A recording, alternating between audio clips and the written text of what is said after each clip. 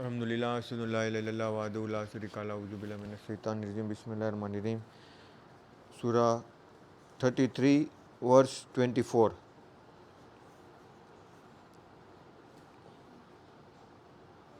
Verse 25 ये हमने सूरह पार्टिस यानी अहजाब में देखा था कि पहले कैसे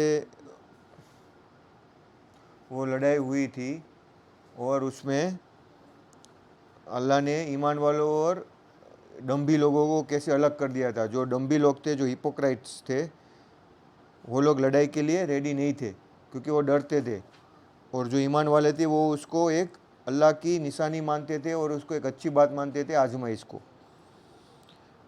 तो अभी हम आगे जाते हैं 25 में, ड्यूरिंग द मोहम्मद टाइम। और अल्लाह ने अवज्ञाकारियों को उनके क्रोध सहित फेर दिया कि उनकी तनिक भी अभिलाषा पूरी न हुई, और मोमिनों की ओर से लड़ने के लिए अल्लाह पर्याप्त हो गया। अल्लाह सामर्थ्य वाला और शक्तिशाली है। क्या क्या वकान अल्लाह कवियुन अजीज़। कवियुन यानी बहुत ही पावरफुल, बहुत ही शक्ति सामर्थ्य वाला, और अजीज़ यानी बहुत ही शक्तिशाली, ऑलमाइटी। यानी जो लोगों ने, काफिर ने जो हमला किया था गुस्से के कारण, उनको पसंद नहीं था कि वो मदीना में भी वो दीन जो था इस्लाम, वो बहुत ही ज़्यादा तेज़ी से बढ़ रहा था। जब मक्का से मदीना जब हिजरत की थी प्रॉफेट ने, मोहम्मद ने, तो उस टाइम में ये वाक़या हुआ था कि वो लोग नहीं चाहते थे कि अभी मदीना में ये जो इस्लाम है वो बढ़े, तो वो बढ़ने से पहले ही उसको नेस्त नाबूद करना चाहते थे। तो लेकिन अल्लाह ने क्या किया, डिसबिलीवर को उनके ही गुस्से ने उन्हीं को डुबो दिया और वो लोग खाली हाथ वहाँ से गए। और इसी तरह अल्लाह ने ईमान वालों को वो लड़ाई में से बचा लिया। और उसके टाइम में कौन थे वो जो काफिर कुफ़ार थे, जो मक्का के थे, अरब लोग, क्योंकि उनको क्या था, नबी के ऊपर एक ईर्ष्या थी कि ये कैसे ये कर रहा है। तो वो लोगों ने क्या किया था, क्रिश्चियन और यहूदियों को भी अपने साथ में लेकर उसके साथ में लड़ाई की थी। ये जो लड़ाई थी ना, ये सूरा का नाम है तो पार्टिस अहजाब, जो लड़ाई उस टाइम में हुई थी। तो ये 26 में अल्लाह क्या बता रहा है कि और अल्लाह ने उन किताब वालों को, यानी कि जो क्रिश्चियन थे, यहूदी थे, जिन्होंने आक्रमणकारियों का साथ दिया, उनके किलों से उतारा और उनके दिलों में उसने रोक डाल दिया। तुम उनके एक समूह की हत्या कर रहे हो और एक समूह को कैद कर रहे हो। यानी कि अल्लाह ने क्या किया, उनके दिल में इतना खौफ डाल दिया कि वो लोग अपने हथियार छोड़ दिए, और उसमें से कितनों ने, ईमान वालों ने उनकी कत्ल कर दिया और कितनों को उनमें से पकड़ लिया। और बाद में उनमें से उनकी जो जगह थी उनको और उनके किलों को और उनके घर को, उनके पैसों को, उनकी जगह को उनका उत्तराधिकारी बना दिया।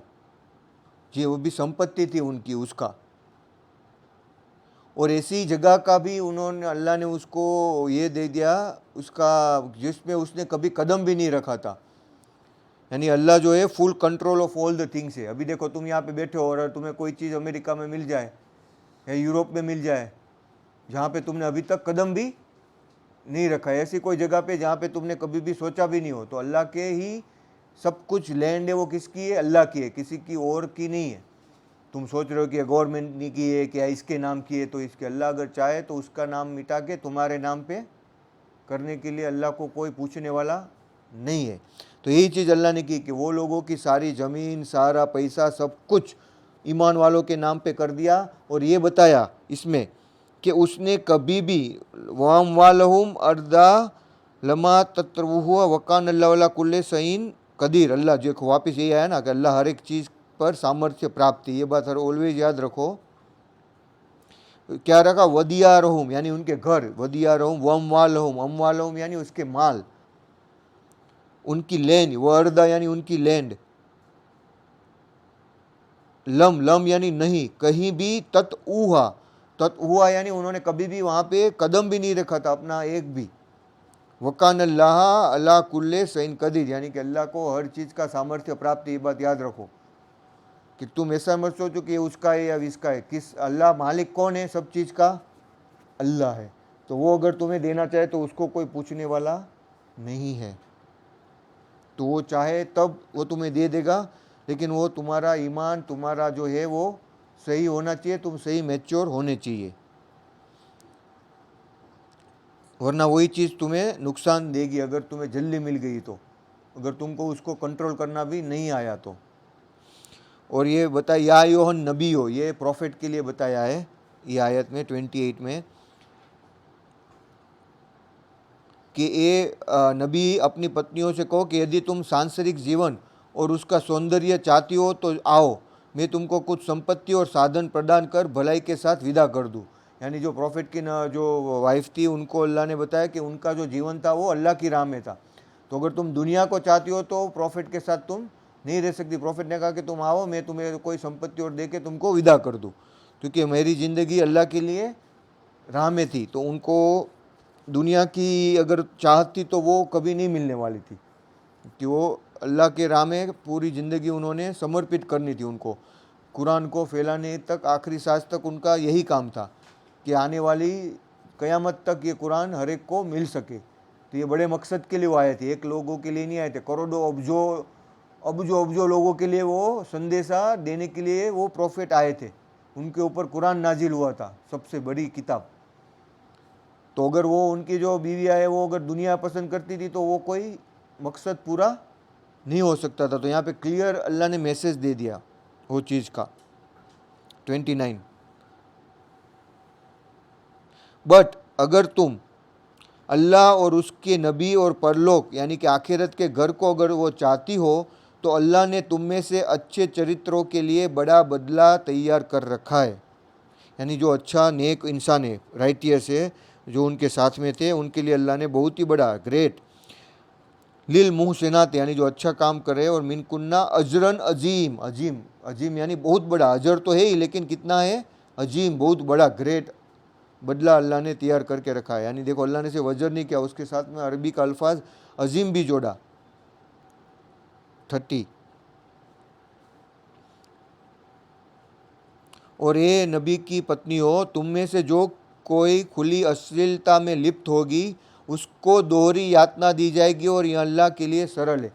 अभी देखो अल्लाह की जो प्रॉफिट की जो बीवी थी उनके ऊपर रिस्पॉन्सिबिलिटी भी ज़्यादा थी, तो उनके गुनाह की सज़ा भी डबल होगी। इसी तरह से जब तुम कुरान को समझ लेते हो और उसको समझने के बाद कोई गुनाह करते हो तो तुम्हारी सज़ा भी जो नॉर्मल मुशरिक और जो नॉर्मल है उनसे ज़्यादा है। डबल तो नहीं बोल सकते, ऐसा तो नहीं, पर ज़्यादा ही होगी, क्योंकि तुमने तो वो मैसेज को इतना समझा, अल्लाह को समझा, और उसके बाद भी जबकि तुम आखिरत की भी तमन्ना करते हो अल्लाह से वो बदले का दिन, और बाद में गुनाह करते हो तो तुम्हारी सज़ा ज़्यादा है। तो हमें ऐसा नहीं करना है। ये बात ये आयत से भी हमें मालूम होती है। 31 और तुम में से जो अल्लाह और उसके नबी का आज्ञा पालन करेगी और जो भला कर्म करेगी तो हमने उसको दोहरा बदला देंगे, यानी डबल अजर देंगे, और हमने उनके लिए सम्मानजनक रोजी तैयार कर रखी है। यानी जो आखिरत में भी है और दुनिया में भी अल्लाह ने जो रोजी दी है वो रिस्पेक्टफुल रोजी अल्लाह ने उनके लिए दे के रखी हुई है। ट्वाइस मरतईना अजरहा मर्रतईना, अजरा मर्रतईना यानी ट्वाइस, डबल। 32 और ये नबी की पत्नियों, तुम सामान्य महिलाओं की तरह नहीं हो। यदि तुम अल्लाह से डरो तो तुम बोली में नरमी न अपनाओ कि जिसके हृदय में रोगे वह लालच में पड़ जाए, बल्कि साफ सीधी बात करो। यानी उनको सीधा बताने के बोला है कि तुम कभी भी बात करो तो सीधी बात करो, कोई ऐसे लटके मटके से बात नहीं करो, क्योंकि तुम्हारे ऊपर जिम्मेदारी भी ज़्यादा है और तुम सामान्य महिलाओं की तरह नहीं रह सकती, क्योंकि तुम एक नबी की पत्नी हो तो उसके ऊपर की जिम्मेदारी जितनी है तो उसकी तुम्हारे ऊपर भी जिम्मेदारी ज़्यादा हो जाती है। और तुम 33 अपने घर में शांतिपूर्वक रहो और पूर्व अज्ञानता से की भांति दिखावा न करो, और नमाज करो और जक़ात अदा करो और अल्लाह और उसके जो संदेशों का आज्ञा पालन करो। अल्लाह तो यह चाहता है कि तुम नबी के घर वालों से गंदगी को दूर करो और तुमको पूर्ण रूप से पवित्र कर दे। 34 और तुम्हारे घरों में अल्लाह की आयतों और विवेक की शिक्षा दी जाती है, तो उसको याद रखो। निसंदेह अल्लाह जो है सूक्ष्मदर्शी और खबर रखने वाला है। लतीफ़ुन खबीर, लतीफ़ यानी क्या, इसका मतलब होता है सबलाइम, बहुत ही बारीक से बारीक चीज़ को भी जानने वाला है।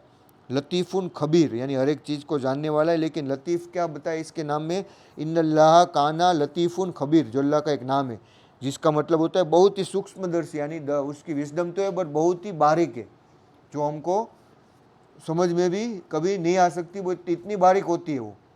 वज़ करू यानी जिक्र किया जाता है, मा युतला, युतला यानी तिलावत की जाती है, फ़ी यू तिकुन्ना मिन आयातिल्लाह है, यानी यू तकुन्ना यानी तुम्हारे घरों में अल्लाह की आयतें पढ़ी जाती है, वल हिकमता, हिकमत के साथ में, उसकी जिसमें आयतों में हिकमत है।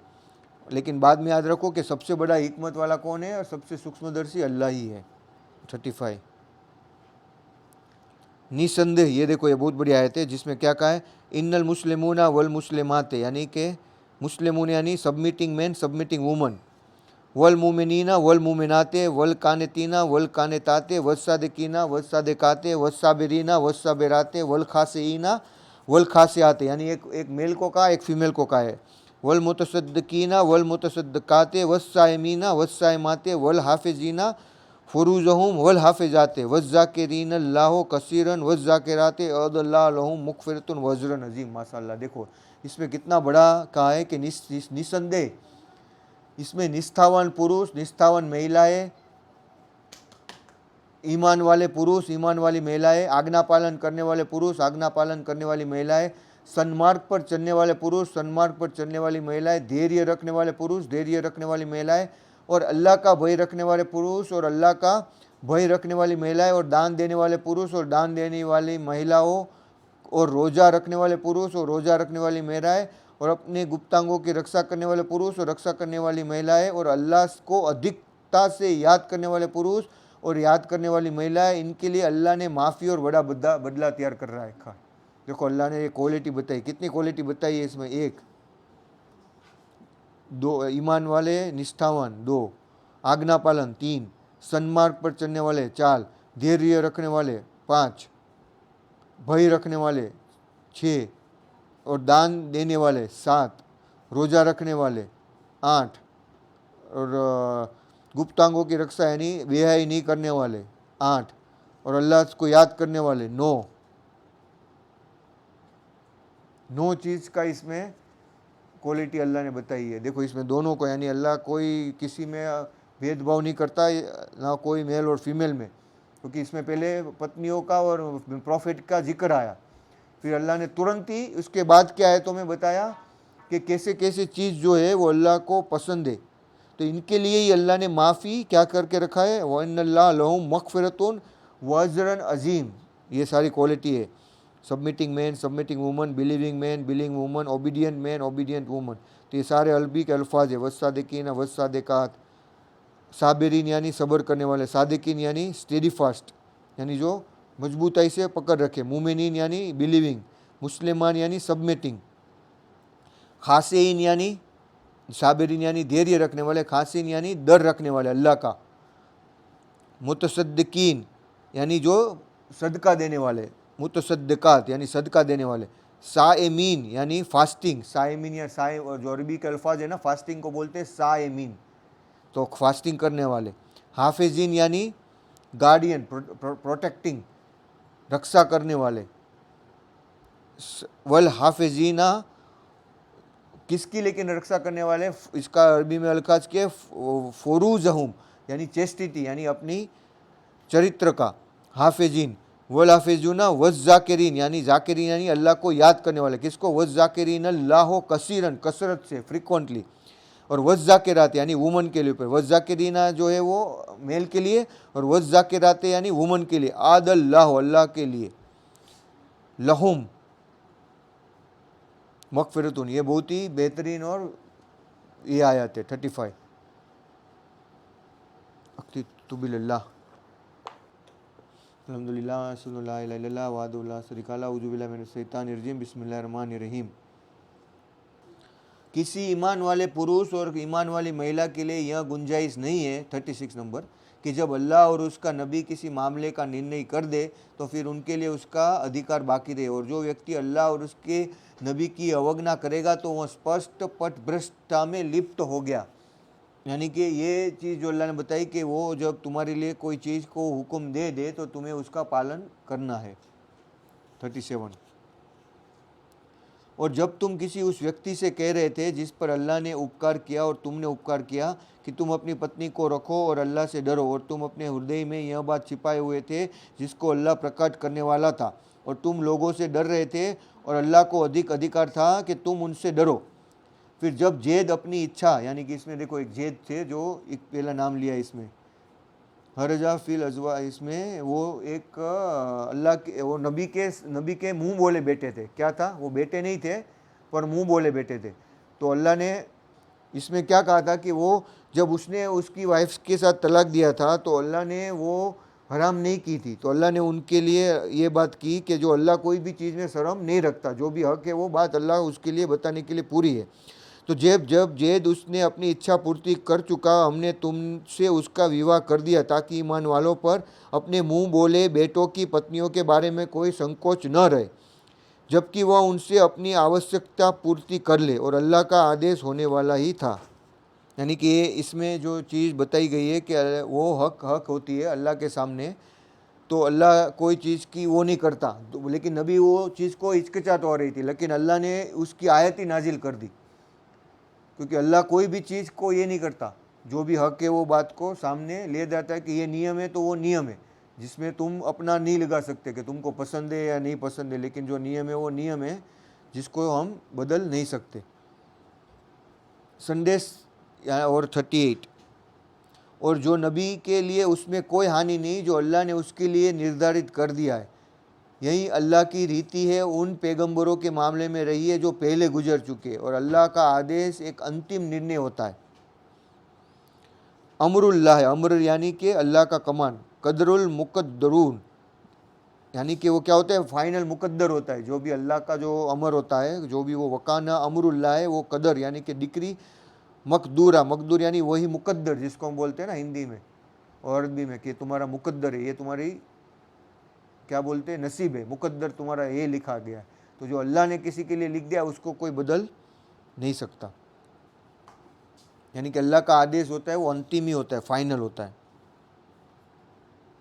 यानी अल्लाह क्या बता रहे हैं इसमें प्रॉफिट को कि जो अल्लाह ने लॉफुल बनाया, अल्लाह ने जो हलाल चीज़ की है तो वो हलाल ही रहेगी। अगर अल्लाह ने कहा है कि ये हराम खाना नहीं है, तो ये लोगों ने क्या कहा है आजकल के ट्रेडिशनल ने कि इसका भी मीट हराम है, कुत्ते का भी और इसका, लेकिन अल्लाह ने वो हराम नहीं किया है, तो हम इसको हराम नहीं कर सकते। सिर्फ सूअर का मीट है वही हराम है, बाकी कोई मीट हराम नहीं है। हाँ, तुमको पसंद नहीं है तो तुम मत खाओ, लेकिन तुम ऐसा मत कहो कि ये हराम है, ठीक है? तो ऐसा तो वो कोई जिसने कभी नहीं खाया तो तुम वो उसके सामने वो खाओगे तो उसको भी वही गंदा ही लगेगा कि ये क्या खा रहे, लेकिन तुम तो खा रहे हो ना, एग खा रहे हो, मटन खा रहे हो, चिकन खा रहे हो ना। तो किसी ने नहीं खाया तो उसको तो क्या होगा? तो इसी तरह से अगर वो चाइनीज़ लोग कोई और चीज़ खाते तो हमको ऐसा नहीं करना चाहिए कि ये क्या खा रहे हैं। हालांकि उसमें अल्लाह का नाम लिया गया हो, जब भी तुम उसको ज़बह करो तो कोई प्रॉब्लम नहीं है।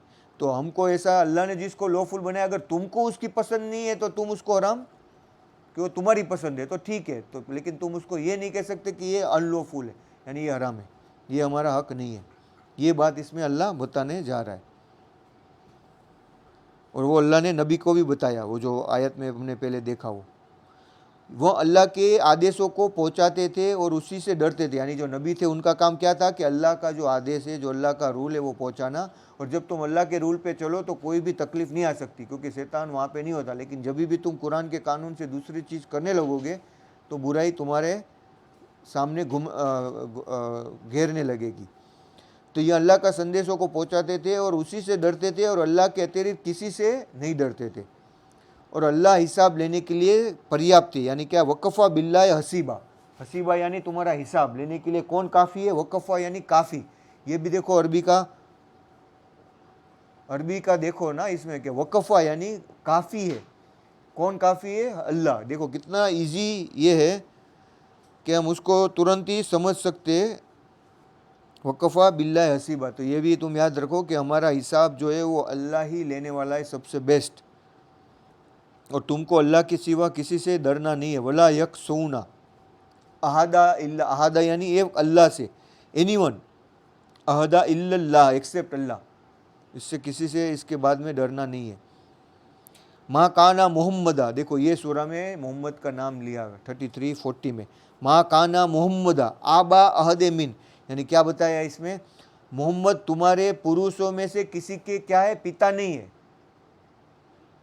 परंतु वह अल्लाह के भेजे हुए मैसेंजर है और प्रॉफिट है, और वो आखिरी नबी है, वह रसूल नहीं है। देखो इस आयत जो है, यही लोग ये समझते हैं कि ये आखिरी नबी भी थे और रसूल भी थे, लेकिन इसमें अल्लाह ने क्लियर बताया है, वमा काना मोहम्मदा आबा अहद, आबा यानी तुम्हारे कोई भी फादर नहीं है, अहदा मिन रिजालेकुम, तुम्हारे कोई भी मानस इंसान के, वलाकिन्ना बट रसूलुल्लाह है, अल्लाह के रसूल है। और देखो अल्लाह ने खातमुन नबी जो है ना, खातमुन नबी वो पहले नहीं कहा रसूल के, लेकिन जब नबी का नाम आया, प्रॉफिट का, क्योंकि ये किताब इसके बाद में कोई आने वाली नहीं है, तो जो नबी का जो है वो 33 सूरा 81 में दिखाया है। देखो 3 सूरा काटो, 81 पढ़ो, इसमें तुमको समझ में आएगा। सूरा 3 वर्स 81, देखो इसमें क्या कहा है 81 में, जब अल्लाह ने पैगंबरों से यानी कि नबी से वचन लिया कि जो कुछ मैंने तुमको किताब और हिकमत, देखो नबी यानी क्या कहा है, जब भी नबी कोई आता है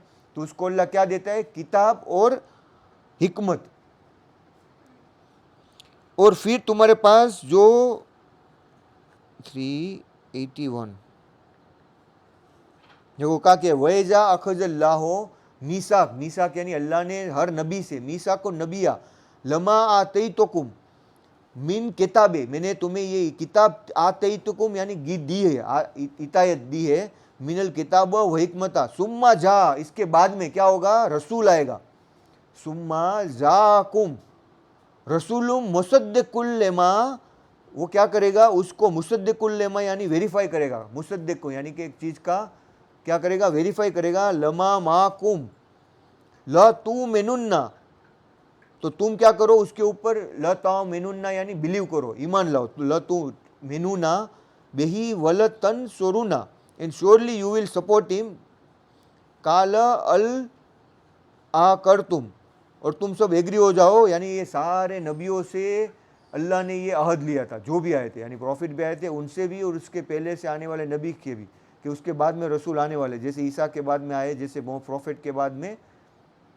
में रसद खलीफा मैसेंजर आए, तो वो भी एक, वो क्या कहते थे, इसने जो कुरान को उसको कंफर्म किया, ये लोग जो हदीस को कर रहे थे उसको नलीफाई किया। तो इसमें क्या कहा है, देखो रसूल और नबी की क्लियर डेफिनेशन दी है, क्लियर लिखा है, लेकिन ये कोई इसका ट्रांसलेशन सही से नहीं कर पाए। ये भी देखो मेरे पास ये कुरान है, इसमें भी क्या कहा है, इसमें भी पैगंबर पैगंबर 2 बार यूज किया है, लेकिन वो पैगंबर 2 बार नहीं है, ये मैं जो पढ़ रहा हूँ ना, ये 81, और जब अल्लाह ने पैगंबरों से वचन लिया कि जो कुछ मैंने तुमको किताब और हिकमत दी है, फिर तुम्हारे पास और पैगंबर, इसने भी पैगंबर, लेकिन यहाँ पे क्या लिखना चाहिए होता उसको हिंदी में, कि उसके बाद में जो रसूल आए जो पुष्टि करे उन भविष्यवाणियों की जो तुम्हारे पास है, और तुम उस पर ईमान लाओगे और उसकी सहायता करोगे। यानी हर एक इंसान को भी अल्लाह ने कहा कि इसके बाद में जो रसूल आए, वो किताब दी है, उसको कंफर्म करे, तो तुम सब उसको हेल्प करना, उसको धिक्कारना मत। जैसे आज लोगों ने ये क्या कहा, इस मुसलमानों ने उसको एक्सेप्ट नहीं किया, बहुत ही कम लोगों ने उसको एक्सेप्ट किया, लेकिन ये अल्लाह ने अहद ले लिया था, मीसाक ले लिया था सब नबियों से और हर एक इसके बाद में इंसानों से भी, कि अल्लाह ने क्या कहा इसको मानते हो और इसके पर वचनबद्ध रहो, यानी कि जो अहद किया था उसके ऊपर कायम रहो। उन्होंने कहा हम वचनबद्ध है, क्या कहा था कि हम वचनबद्ध है कि इसके बाद आने वाले रसूल पे हम मानेंगे, फरमाया जब गवाह रहो और मैं भी तुम्हारे साथ गवाह हूँ। देखो इतनी बड़ी चीज़, और ये 33-40 में क्या कहते हैं जब वापस आओ 33-40 को, कि ये आखिरी नबी है और आखिरी रसूल भी है। हालांकि अल्लाह ने अगर वो कहना चाहते थे तो वो जो आखिरी खातमुन नबी है वो उसके पहले बता देते थे ना, रसूल के पहले। तो अल्लाह ने क्या कहा कि जो मैसेंजर वो तुम्हारा किसी का कोई बाप नहीं है, वो क्या है, अल्लाह का भेजा हुआ रसूल है। क्योंकि जो पैगंबर होते हैं ना वो रसूल तो होते ही है ना, पर जो रसूल होते हैं वो पैगंबर होते नहीं है, पर जो पैगंबर होते हैं वो रसूल बाय डिफॉल्ट हो ही जाते हैं, क्योंकि वो मैसेज को भी उसको भेजना है, साथ साथ में किताब भी नाजिल होती है। तो जो रसूल है उसको किताब नाजिल नहीं होती, तो वो नबी ही नबी, वो नबी नहीं होते। तो इसमें क्या कहा कि जो प्रॉफिट थे वो मैसेंजर भी थे और रसूल भी थे। तो वला किन्ना रसूलुल्लाह, पर वो क्या है, अल्लाह के रसूल है और वह खातमुन नबी है, इसके बाद में कोई नबी नहीं, यानी कोई किताब नहीं आने वाली। वकान अल्लाह बिकुल्ले सईन अलीम, और God is fully aware of all the things you do. समझ में आया? तो ये 33-48 इसको समझो कि जो अल्लाह ने खुद कह दिया, यानी कोई के मैसेंजर को तुम्हारा कोई पिता या कोई तुम्हारा बाप नहीं है, समझा? तो तुम वो क्या है, अल्लाह के रसूल है बस, और उसके नबी है। तो वो जो है वो रिश्ता है, वो तुम बदलने की कोशिश मत करो। इंसान को ये बता दिया है क्लियरली। अगर कोई उसको पिता भी समझने लगे या मैं उसका ये मैसेंजर, तो ये कोई गलत बात है। वो अल्लाह के भेजे हुए थे, क्योंकि उसके अंदर वो काबिलियत थी, उसके अंदर वो सहन शक्ति थी कि वो मैसेज को वो स्प्रेड कर सके। हालांकि ऐसा भी था कि उसके टाइम में कोई और भी ईमान वाला उससे भी ज़्यादा हो सकता था, लेकिन उसके अंदर वो क्वालिटी नहीं होगी उसको स्प्रेड करने की। कि मान लो एक लड़का है, वो पढ़ने में बहुत होशियार है, ठीक है, लेकिन तुम उसको एक काम करो कि कोई उसको कंपनी चलाने के लिए दे दो कि भाई ये 300 आदमी को चलाना है, तो वो नहीं कर पाएगा। हाँ, लेकिन उसको तुम ये काम दे दो कि वो प्रोडक्ट को अच्छे से डिजाइन करके दे दे, तो वो ये काम करके दे देगा तुम्हें। पर उसको अगर तुम ये देखो मैनेजमेंट करके पूरा कंपनी को हैंडल करो, तो वो नहीं कर पाएगा। हालांकि उसका जो इलम है वो मैनेजर से भी ज़्यादा है, क्योंकि वो साइंटिस्ट भी है, रिसर्च भी करता है और प्रोडक्ट को डेवलप भी करता है। पर तुम उसको कंपनी चलाने दोगे तो वो, हालांकि उसके पास इलम भी ज़्यादा है, उसको सब कुछ मालूम भी है, लेकिन जो क्वालिटी होती है जो लीडरशिप की, वो अलग होती है। तो अल्लाह को मालूम है किसके पास कौन सी क्वालिटी है, तो उसके हिसाब से उन्होंने, तो इसका मतलब ये नहीं कि उसका काम जो है वो रिसर्च और प्रोडक्ट का वो कम हो जाता है। उसका काम है, वो उसकी जो डेवलप क्वालिटी है उसकी वही रहती है ना, और जो लीडरशिप की क्वालिटी है वो उसकी खुद रहती है। कोई उसमें कोई डिसीजन करने का मतलब नहीं होता। 33:41 या यो लजीना आमनुस कुरुल्लाहु जिक्रुन कसीर, यानी कि अल्लाह क्या बता रहा है इसमें कि ईमान वालों, अल्लाह को अधिक से अधिक तुम याद करो, जितना हो सके, जितना वक्त मिले, कभी भी हो तुम अल्लाह को याद करो। 24 घंटे तुम्हारे दिमाग में अल्लाह का याद, यानी वो हमने देखा था ना, वो हेनरी सुगर का एक पहला पार्ट था, वो सबसे अच्छा था जो कल हमने देखा था, कि उसमें वो फोकस का एक चीज़ बताया है। कोई भी चीज़ तुम अगर फोकस करो तो तुम्हारा जो माइंड वेवरिंग है ना, वो उस चीज़ के ऊपर आके अटक जाएगा। जब वो चीज़ के ऊपर आके अटकेगा तो तुम्हारे अंदर इतनी अपार शक्ति आएगी कि तुम जो भी चाहोगे वो कर सकते हो।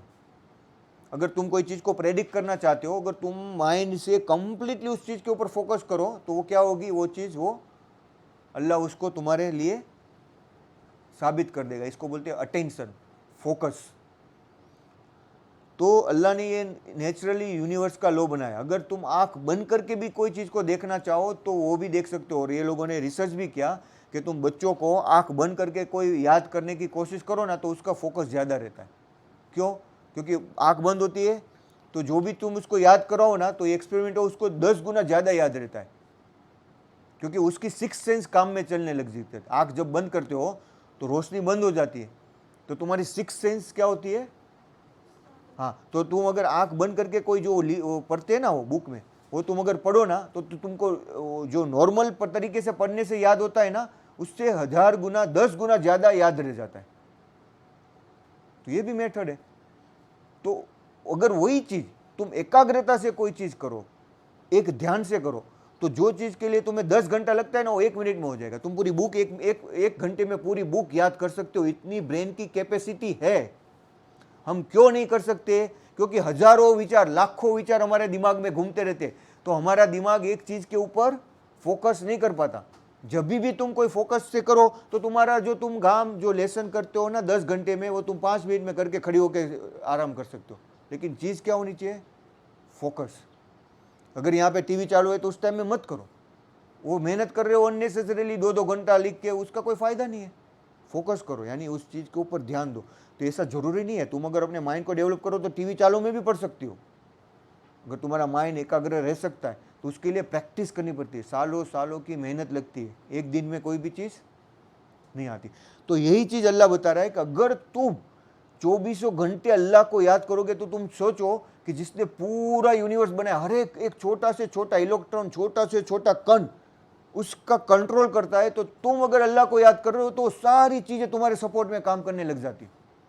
तुम्हारी एकाग्रता तो छोड़ो, तुम इस तरह से तुम जो भी सोचोगे ना, वो जिसको बोलते हैं कि आलमुल इल्म का, गैब का इल्म तुम्हें आ जाएगा। तुम्हें हर चीज तुम्हें दिखाई देने लगेगी, लेकिन तुम्हारे अंदर मैच्योरिटी आ जाएगी। तुम उसका गलत इस्तेमाल ऑटोमेटिकली नहीं करने लगोगे। तुम्हारे सामने करोड़ों रुपये भी रख देंगे, तुमको उसकी मोह माया नहीं रहेगी। इसको बोलते हैं अल्लाह का जिक्र, अल्लाह की याद का एकाग्रता से फोकस, मेडिटेशन। वो मेडिटेशन से भी डेवलप हो सके। वो तुम्हें देखना है कि तुमको किस तरह से उसको डेवलप करना है। हर एक इंसान की अलग अलग कैपेबिलिटी होती है। कोई चीज़ देख के तुमको एकाग्रता लानी है, मेडिटेशन से लानी है, इबादत से लानी है, नमाज करके लानी है, डिसिप्लिन से लानी है, वो तुम्हारे ऊपर है। तो जितना तुम अल्लाह को याद करोगे हर एक चीज़ में, हर एक पर में, हर उसमें, तो अल्लाह तुम्हारे सामने हर एक चीज़ को खोल देगा। हर एक चीज़ तुम्हारे सामने जो तुम चाहोगे वो होती जाएगी। वो बट बाय नेचर लो ही है वो, कि तुमने पूरी पावरफुल जिसने सारी चीज़ों को बनाया है, हजारों, देखो 7 अल्लाह ने कहा है कि ज़मीन बनाई है, तो ज़मीन यानी अलग अलग, हर एक यूनिवर्स 7 लेयर में अलग अलग ज़मीन है। कोई ऐसी जगह पे ऐसी ज़मीन होगी जो हम यहाँ पे पत्थर और माटी और कार्बन की होगी, तो वहाँ पे शायद हीरो की होगी। समझ रहे? तो कुरान में अल्लाह ने कहा है कि ऐसी ऐसी चीज़ें होगी जो जिसको बोलते हैं ना कि सबसे बेहतरीन एक टाइप का वो हीरा आता है। हीरे में 6 से 7 टाइप है। तो एक हीरा ऐसा है कि जिसमें पीजो इलेक्ट्रिक यानी इतनी ज़्यादा एनर्जी स्टोर कर सकता है वो, कि वो उसमें से इलेक्ट्रिसिटी प्रोड्यूस होती है जो ये लोग वॉच में यूज़ करते हैं। तो लाइफ टाइम तक, लाइफ टाइम नहीं, जनरेशन टू जनरेशन तक उसमें से एनर्जी मिलती रहती है। इसको बोलते हैं पीजो इलेक्ट्रिक इफेक्ट, कि वो पर्टिकुलरली यानी वो जो हमारा टच होता है ना कोई डायमंड, तो वो टच करने से हमारे बॉडी में उससे एनर्जी एब्जॉर्ब करता है। तो वो पत्थर इतना कंप्रेस होता है, इतना कंप्रेस होता है कि वो इतनी एनर्जी कंज्यूम कर लेता है। हीरा क्या होता है, उसके ऊपर प्रेशर आता है, प्रेशर आता है, तो वो जो इतना प्रेशर उसका दबान आता है ना, तो वो हीरे में कन्वर्ट हो जाता है। हीरा क्या है, कार्बन का एक अलग ही रूप है ना, एक अलग एलिमेंट है, बट है ही कार्बन ही। तो कार्बन में से हम बने, तो कार्बन में ऐसी ये अल्लाह ने वो एलिमेंट में इस तरह से बनाया कि उसमें अलग अलग अलग धातु बन सकती है। तो अल्लाह ऐसी ज़मीन बना सकता है कि जो हम कल्पना भी नहीं कर सकते। और अल्लाह ने कुरान में कितनी जगह कहा कि ऐसी ऐसी ज़मीनों में ऐसी ऐसी मखलूक़ात भी अल्लाह ने बनाई है कि तुमको उसका इल्म भी नहीं है। तो इतनी करोड़ों अब्जो अल्लाह ने जो प्लेनेट बनाए वो सब क्या है, वो अर्द है, सब क्या है, ज़मीन है, जिसको अल्लाह ने आकाश से अलग कर दिया, जिसको हम स्पेस बोलते हैं ना, खाली जगह नहीं है, वहाँ पे भी ब्लैक का मैटर है, उससे ज़मीन को अलग कर दिया, जिसमें हम ठहर सकते हैं, जिसमें हम रुक सकते हैं। तो वो ज़मीन एक सिर्फ अर्थ नहीं है, जितनी भी जहाँ भी प्लेनेट है, ऐसे हजारों प्लेनेट मिल रहे हैं जो ये अर्थ जैसे ये लोग बोलते हैं कि सेम टू सेम है। इसको क्या बोलते हैं हम, अर्ध। अर्ध यानी कुरान में जो अल्फाज है वो सिर्फ ये पृथ्वी के लिए नहीं है, सारी ज़मीनों के लिए। तो अल्लाह ने ऐसी अलग अलग टाइप की 7 अल्लाह ने कहा है कि ज़मीन बनाए, 7 आसमान बनाए, वो अल्लाह को बेहतर मालूम है। तो अल्लाह का इल्म है, वो कोई एंड नहीं है। तो तुम्हारे और हमारे ऊपर है कि हम कितना उसको याद करते, 1 मिनट करते या 10 मिनट करते या हर एक वक्त। तो उसको फोकस अगर हमारे सामने रहता है तो कोई चीज़ तुम्हारे वो लिए वो नहीं रहती, क्योंकि तुम्हारा फोकस किसके ऊपर है, वो जिसने हर चीज़ को बनाया, जो खालिक भी है और खलक भी है, यानी क्रिएटर भी है और वो बनाने वाले को रूप देने वाला भी है। तो जब तुम्हारा फोकस उसके ऊपर हो जाए तो दुनिया की कोई ताकत तुम्हें कुछ नहीं कर सकती। तो अल्लाह कहते हैं कि तुम दूसरों से मत डरो, मुझसे डरो, तुम मेरी इबादत करो, तुम मुझसे मांगो। ये बार बार देखो अल्लाह कह रहा है कि you only remember me frequently कसीरन, कसीर यानी बहुत ही कसरत से मुझे याद करो। तो तुम्हारा फोकस जो है वो उसके ऊपर लगा दो, फिर हर चीज़ तुम्हारा इल्म, हर एक चीज़ तुम्हारे सामने खुल जाएगी इंशाल्लाह। 42 और उसकी स्तुति करो सुबह और शाम। 42 में क्या कहा है, वसुबहू बुकरा वैसीला, यानी सुबह, बुकरा यानी क्या बोलते हैं सुबह, वैसीला यानी शाम को, वसबहू यानी उसकी पाकीज़गी की तस्बीह तैयार करो। 43 वही है जो तुम पर दयालुता भेजता है, होवल लजीना युसल्लू, युसल्लू यानी अलैकुम व मलाइकतुहू, और उसके फरिश्ते भी तुमको, यानी देखो सिर्फ अल्लाह तो भेजता ही है, बेशक उसकी हर एक मखलूक़ात, फरिश्ते भी इसमें आगे। ये जो चश्मा पहनते हो तुम, ये कपड़े पहनते हो, ये सब क्या है, ये अल्लाह के हुक्म का काम कर रहे हैं ना, तभी उसकी इलेक्ट्रॉन वो पोजीशन में है। तो वो सब भी किसकी इबादत कर रहे हैं। तो तुम अगर अल्लाह की इबादत करो तो तुम्हारा जो ट्यून है, तुम्हारी फ्रीक्वेंसी वो पूरे नेचर के साथ में क्या हो जाएगी, ट्यून हो जाएगी। और जब वो फ्रीक्वेंसी ट्यून हो जाती है, वो हमको दिखती नहीं है पर फ्रीक्वेंसी हर जगह पे है, तो तुम्हारी इबादत और तुम्हारी फ्रीक्वेंसी जब उससे मेल हो जाएगी तो क्या होगी, अल्लाह की रहमत जो है तुम पर नाजिल हो जाएगी। और उसके फरिश्तों भी, अल्लाह के फरिश्ते क्या है, अल्लाह की इबादत करते हैं, जो उसकी इबादत करते हैं उसके साथ में उसका ट्यून हो जाता है, क्योंकि वो भी क्या करते हैं, अल्हम्दुलिल्लाह, अल्लाह अकबर, वो कॉन्स्टेंटली क्या बोलते हैं, वही बोलते हैं ना। तो तुम जब वो याद करोगे तो उनका फ्रीक्वेंसी तुम्हारा फ्रीक्वेंसी क्या हो जाएगा, मैच हो जाएगा। तो ऑटोमेटिकली हर एक चीज़ क्या हो जाएगी, ट्यून हो जाएगी तुम्हारी लाइफ में। तुम्हें ना कोई दर्द होगा ना खौफ होगा, तुम सुकून में आ जाओगे। इसीलिए बोलते हैं अल्लाह की याद से ही सुकून मिलता है। क्यों, वो नेचुरल फिनोमिना है।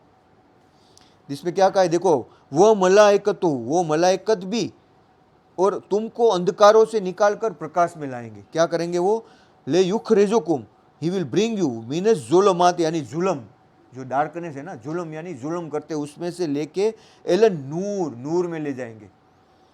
वकाना बिल मोमिनून रहीम, और मोमिनों पर अल्लाह बहुत ही दयावान है।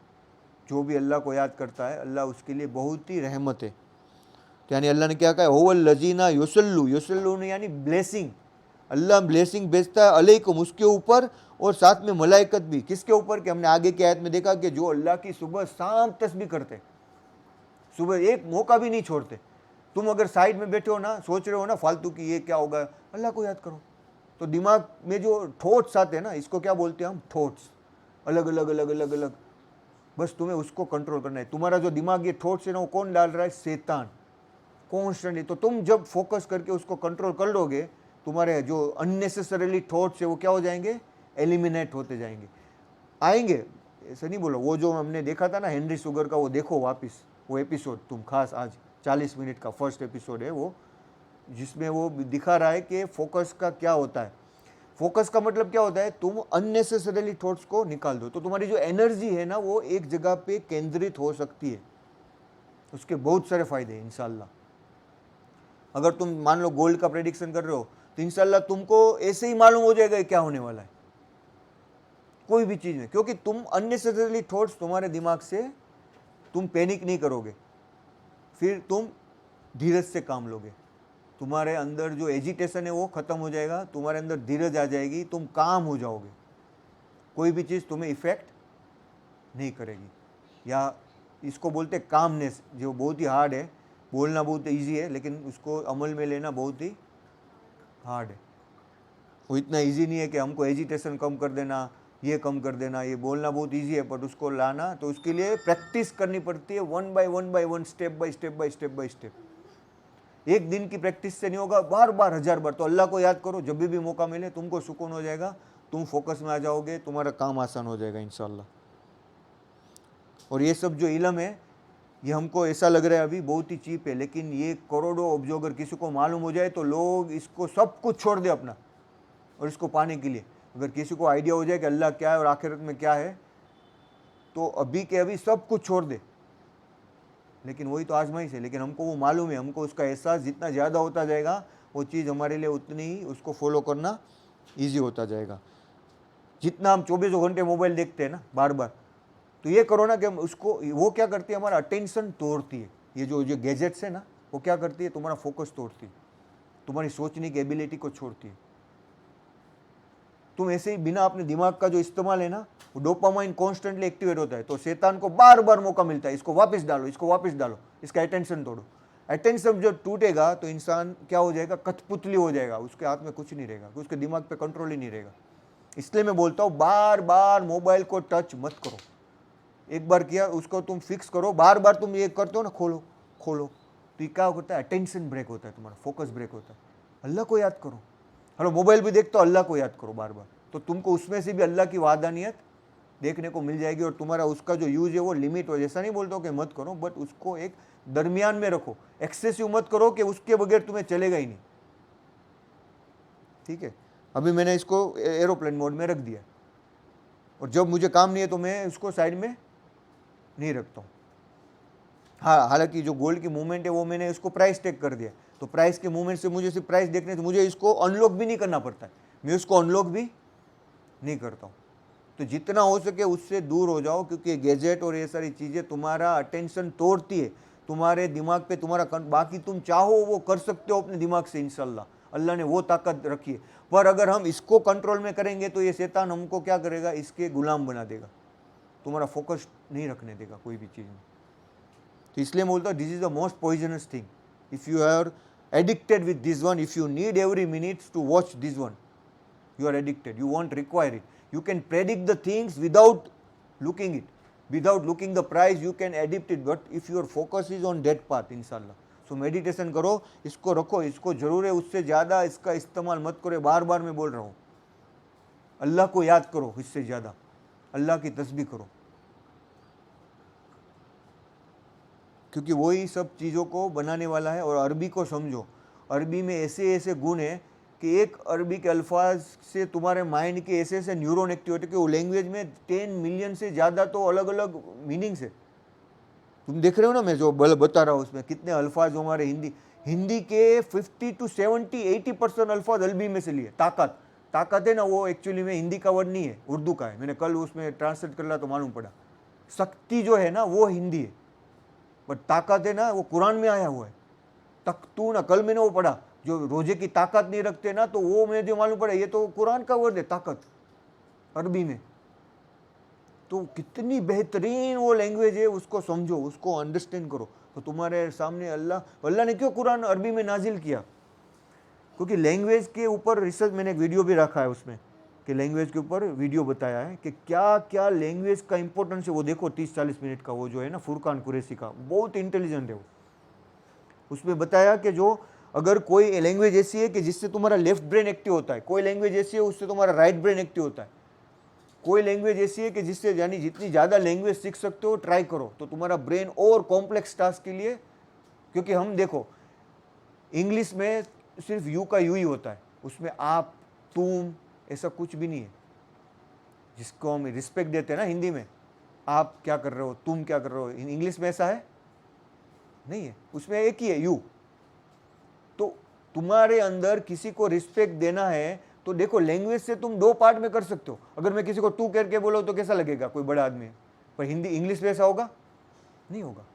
तो वो इंग्लिश में वो कमी है। तो इंग्लिश वाले अगर किसी लैंग्वेज नहीं समझे तो वो उसके दिमाग में वो न्यूरॉन्स कभी एक्टिव ही नहीं हो सकते, उसको वो समझ भी नहीं आ सकता कि ये रिस्पेक्ट है, ये अनरिस्पेक्टफुल है, because there have never even their language has developed that one.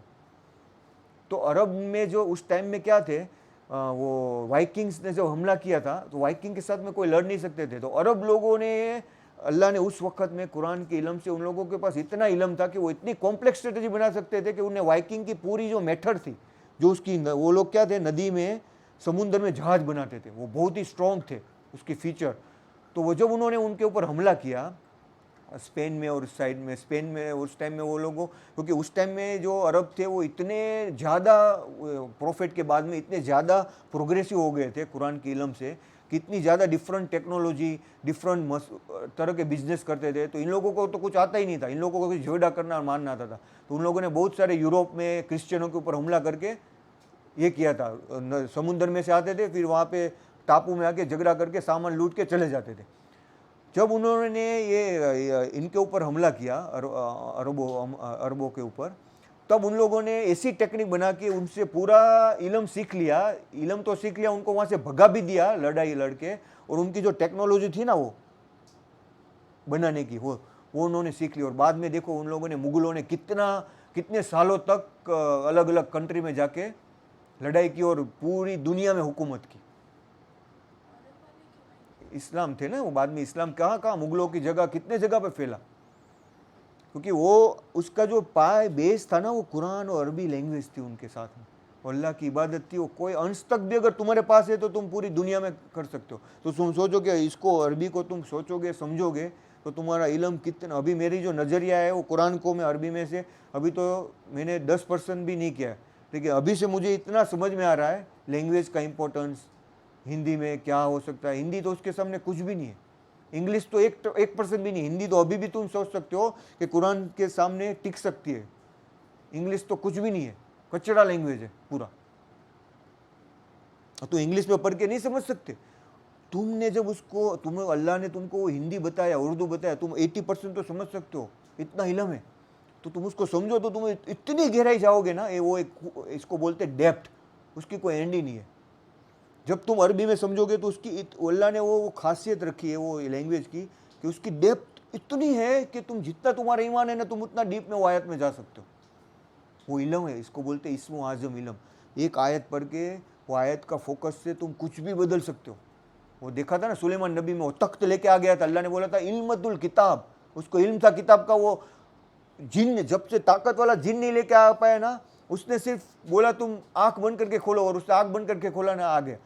और क्या कहा था सुलेमान ने, हाजा मिन फजल रब्बी, ये मेरे फजल का, अल्लाह का फजल है। उसको तो अल्लाह ने पूरी ताकत दे दी थी ना हवा को काबू में रखने की। कैसे आई थी? अल्लाह के ऊपर ईमान से। तो अल्लाह के लिए वो जो कानून है कुरान में, वो अभी भी तुम्हें भी दे सकता है, लेकिन तुम्हारे अंदर वो फजीलत, वो मैच्योरिटी वो होनी चाहिए। दुनिया के पीछे तुम जितना भागोगे उससे 1000 गुना अल्लाह के पीछे भागो तो दुनिया क्या होगी, उसके पीछे तुम्हारे पीछे भागेगी। क्या करेगी? हम क्या कर रहे हैं? दुनिया के पीछे भाग रहे। समझ रहे? तुमको अल्लाह के पीछे भागोगी तो दुनिया तुम्हारे पीछे, समझ रहे, उल्टा हो जाएगा। तुमको भागने की जरूरत, वो तुम्हारे पीछे भागेगी। पकड़ो इसको, इसके पीछे जाओ, इसके पीछे जाओ, वो अट्रैक्ट करेगी। लेकिन तुमको भागना नहीं है, तुम जो भागोगे तो उल्टा ही होगा। जिस दिन वो 44, जिस दिन वो उससे मिलेंगे उनका स्वागत सलाम से होगा। जब तुम अल्लाह से मिलोगे फरिश्ते भी क्या कहेंगे, या सलाम हो तही तोही तुम यौमा यल कौनहू। देखो यल कौन, ये देखा ना, ये मुलाकात, मुलाकात जो हिंदी में बोलते हो किससे बोलते हैं? वो मुलाकात जो है ना वो अरबी है। मिलना बोलते हैं या हम लोग एक दूसरे मिल सकते हैं, वो मुलाकात जो है ना वो क्या है? अरबी अल्फाज है। यानी अरबी और हिंदी और इतना मिक्स हो गया ना। अभी तो लोगों को, मैंने प्रशांत के साथ डिस्कस कर रहा था, उसको मैंने बताया कुरान का, बोलते माय गॉड ये हिंदी और उर्दू है। मैं बोला ये उर्दू है। जो वर्ड तुम अल्फाज बोल रहे हो ना वो एक्चुअली में आए हुए अरबी से। ये देखा इसमें यल्लकूना, इसमें देखो मुलाकात नहीं है बट लकूना यानी मुलाकात का जो वर्ड है ना वो इसमें जॉइंट है। सलामुन, तुम्हारे कैसी होगी? तुम्हारा इनविटेशन सलाम से होगा। वाद लहुम, और ये तुम्हारा अल्लाह ने ये तुम्हारे लिए प्रिपेयर कर कर रखा है अजरुन करीम, सबसे बड़ा बदला अल्लाह ने तुम्हारे ये लग के रखा है। हकीमुस्सलात।